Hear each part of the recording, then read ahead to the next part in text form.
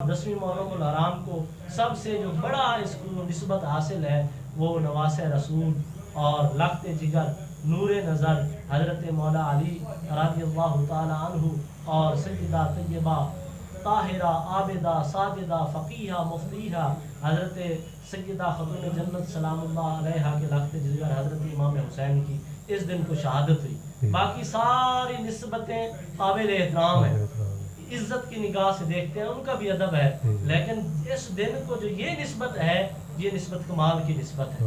یہ نسبت اس دن کو خون حسین سے نسبت ہے، صرف خون حسین سے نہیں بلکہ امام حسین کے سارے کنبے کے خون سے اس دن کو نسبت ہے۔ لہذا اس دن کو آپ فرما رہے تھے کیسے منایا جائے؟ احترام سے منایا جائے، عزت سے منایا جائے، تلاوت قرآن کر کے منایا جائے، روزہ رکھ کے منایا جائے، درود و سلام کی فضاؤں کے اندر اس دن کو منایا جائے۔ اور حضرت ابو ہریرہ فرماتے ہیں جو 10ویں محرم الحرام کو یوم عاشوراء کے دن اپنے بچوں کو کھانا کھلائے، کھانے کے اندر وسعت لائے، یعنی طرح طرح کے ان کو چیزیں کھلائے، کھانا کھلائے، تو اللہ تعالیٰ اس کے رزق میں سارا سال کشادگی عطا فرمائے گا، فراخی عطا فرمائے گا۔ تو اس دن کو عزت اور احترام سے منایا چاہیے۔